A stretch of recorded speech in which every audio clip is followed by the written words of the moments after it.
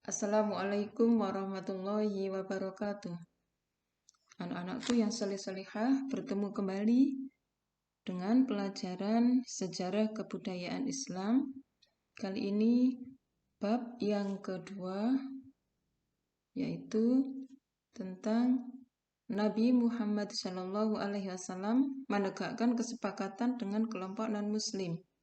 Sebelum kita lanjutkan pelajaran ini, marilah kita buka dengan bacaan basmalah. Bismillahirrahmanirrahim.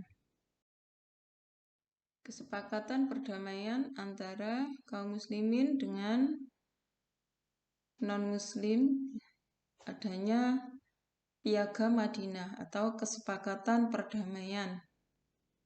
Di Madinah bukan hanya didiami kaum Ansor dan Muhajirin saja, tapi juga kaum Yahudi dan masyarakat Arab yang belum masuk Islam.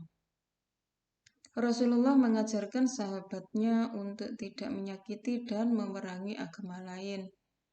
Karena itu, Rasulullah dan kaum muslimin hidup rukun dengan kaum Yahudi dan masyarakat Arab yang belum masuk Islam. Tetangga yang paling dekat dengan orang Muslim di Madinah adalah orang-orang Yahudi. Walaupun mereka memendam kebencian terhadap orang-orang Muslim, namun mereka tidak berani menampakkannya.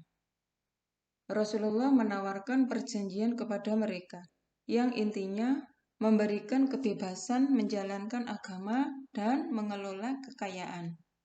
Juga tidak boleh saling menyerang atau memusuhi. Perjanjian itu disebut Piagam Madinah atau Konstitusi Madinah.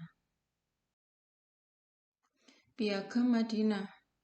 Di antara isi Piagam Madinah, 1. Semua kelompok yang menandatangani piagam merupakan suatu bangsa.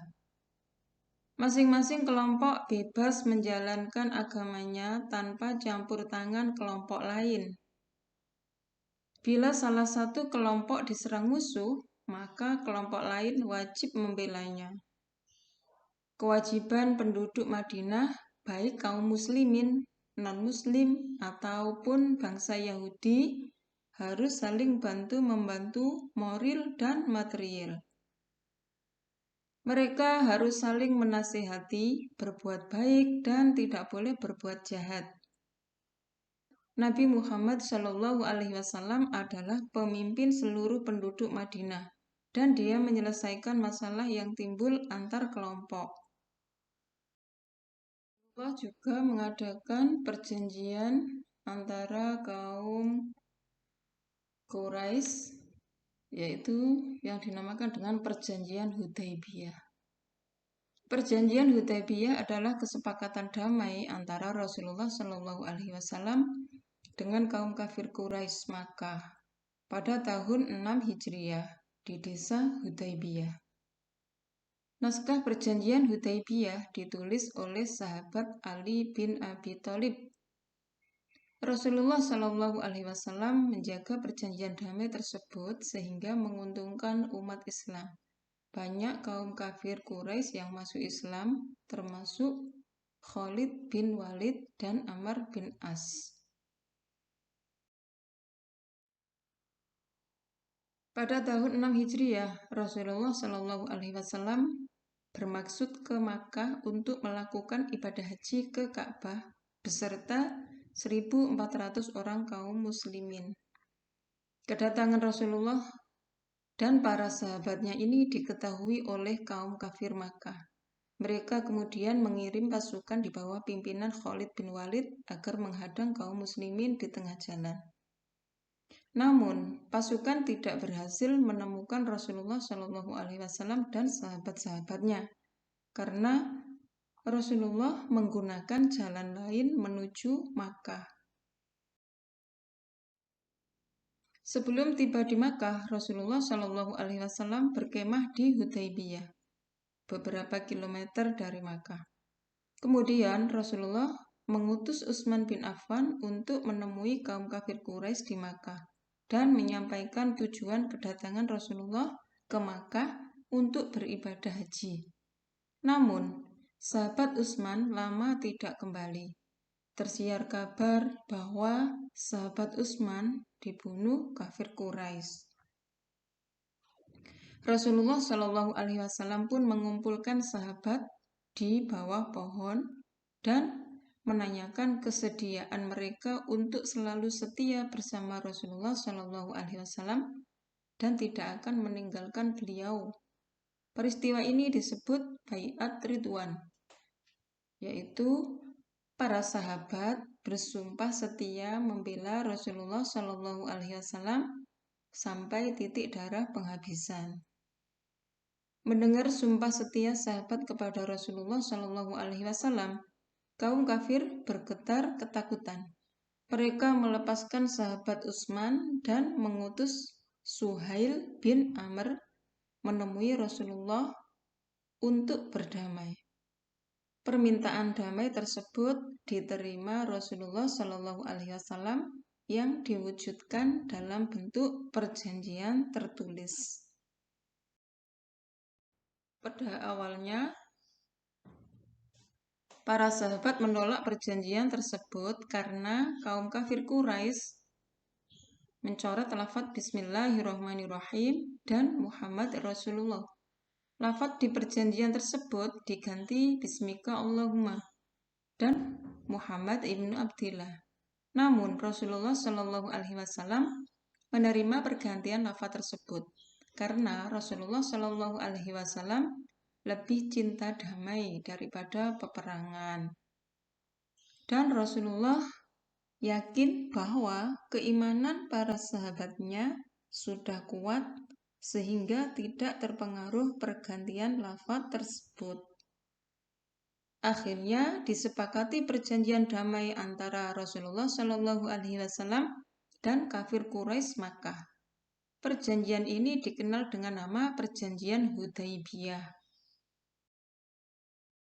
Adapun isi Perjanjian Hudaibiyah adalah sebagai berikut.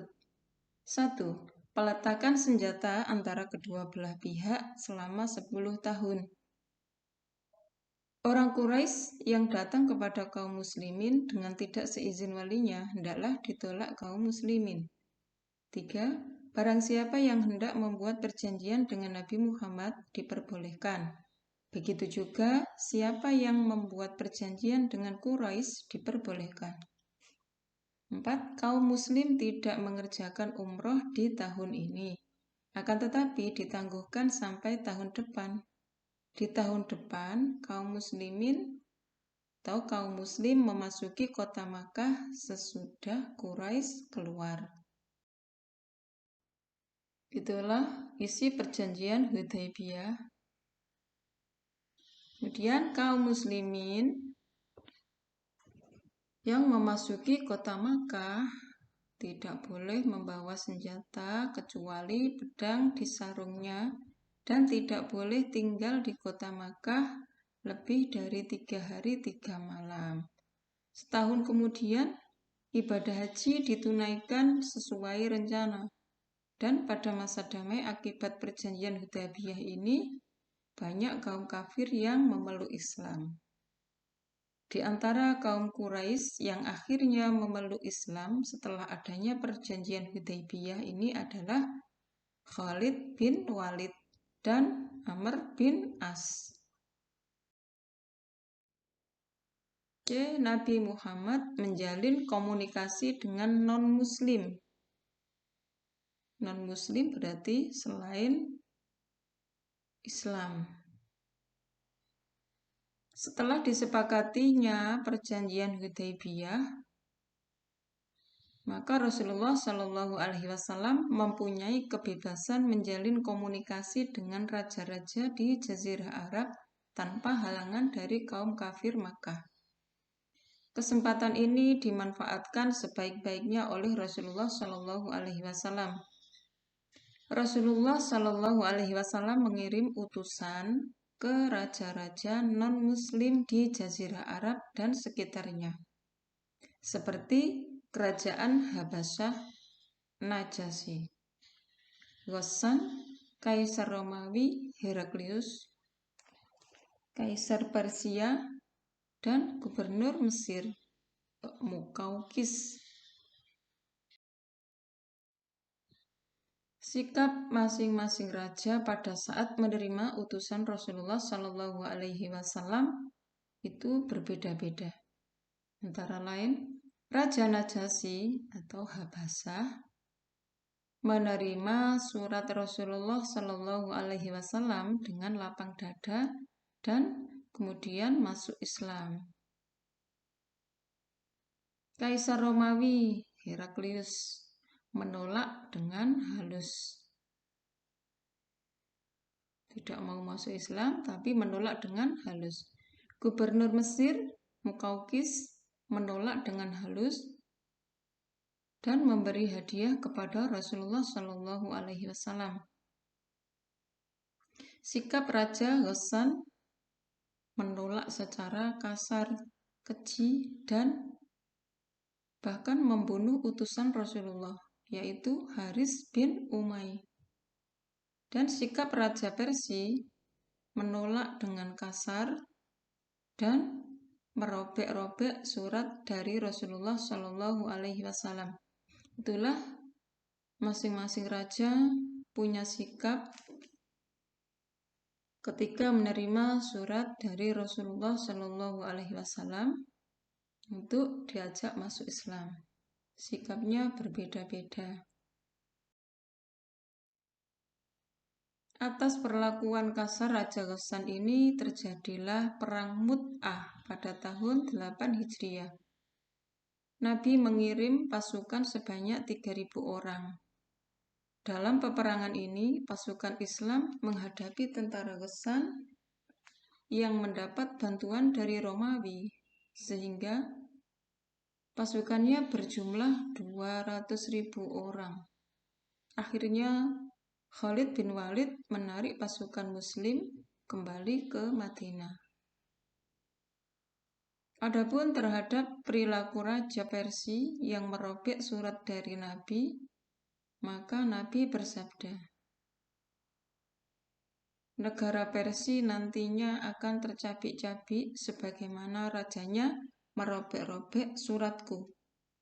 Sabda Nabi ini suatu hari menjadi kenyataan, yakni negara Persia menjadi hancur.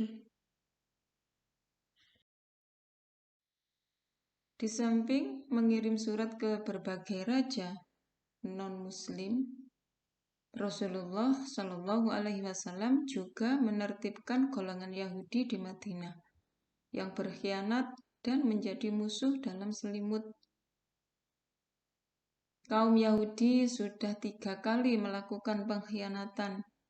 Oleh karena itu, pada tahun 7 Hijriah, kota Khaybar sebagai kota pertahanan Yahudi dikepung. Akhirnya, seluruh Yahudi yang ada di Jazirah Arab mengadakan perjanjian dengan Nabi Muhammad SAW yang isinya mereka harus menyetor separuh dari hasil tanaman dan buah-buahan mereka kepada kaum muslimin sebagai jaminan agar mereka tidak berkhianat lagi. Sekian anak-anak untuk pelajaran sejarah kebudayaan Islam hari ini, bab yang kedua. Mudah-mudahan bermanfaat dan ilmu kita barokah. Mohon maaf bila kurang penjelasan atau salah kata, mohon maaf. Sekian, terima kasih. Ila liqa. Assalamualaikum warahmatullahi wabarakatuh.